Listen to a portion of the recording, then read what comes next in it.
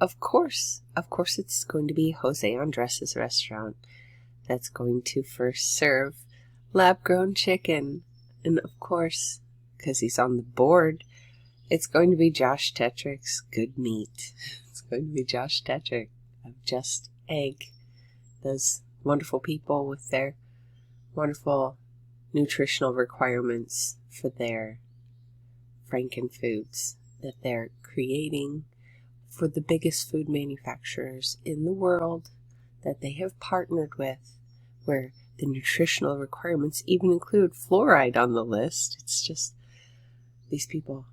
Anyway, yeah, Jose Andres is one of 2 big chefs that were chosen. They were selected to be able to sell in their restaurant this lab meat, if we want to call it meat, meat-based, the meat-based product. It's only the parts that they think are needed meat-based. But yeah, so Jose Andres, I don't know if you remember him.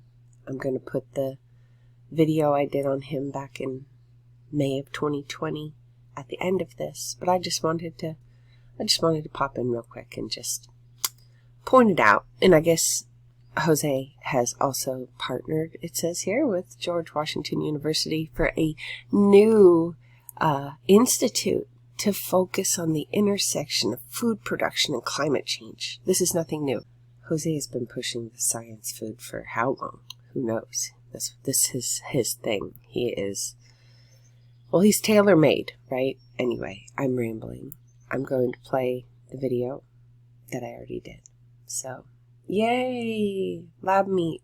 Lab meat is here. Of course, it's coming out of the Snooty restaurants and coming to a McDonald's near you, I'm guessing. So, anyhow, thanks for listening and take care.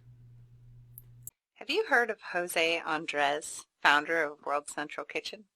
I first did late last year when he showed up on the Milken Institute's YouTube channel.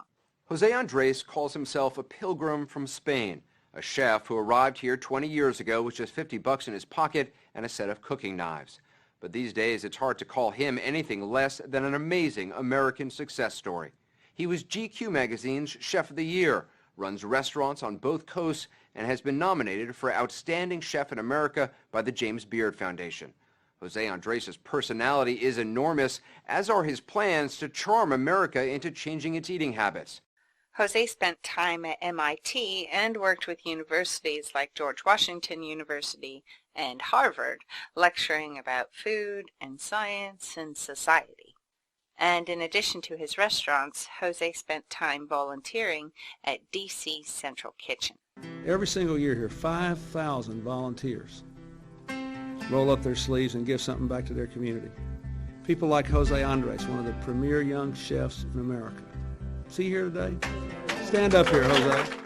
In 2010, Andres founded World Central Kitchen and went to Haiti after the devastating earthquake there.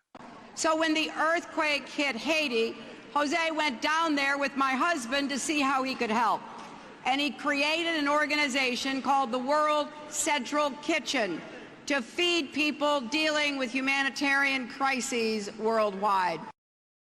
Since then, his World Central Kitchen has been at hurricanes, wildfires, and other disasters, bringing food and water to people in need. And when Hurricane Maria hit Puerto Rico, Jose and World Central Kitchen were there, and this only amplified his fame. He was even nominated for a Nobel Prize. Jose is partnered with the United Nations in their Alliance for Clean Cook Stoves, and while I can appreciate people having healthy ways to cook their food, I mean, sure, but I think that it's a lot of the interventions by outside forces like the UN that cause the situations that they then say they're trying to fix. Plus, it's totally a part of Agenda 2030 and the Sustainable Development Goals. And he says the future is plant-based. He's a big fan of Impossible Foods and even serves Beyond Meat in at least one of his restaurants.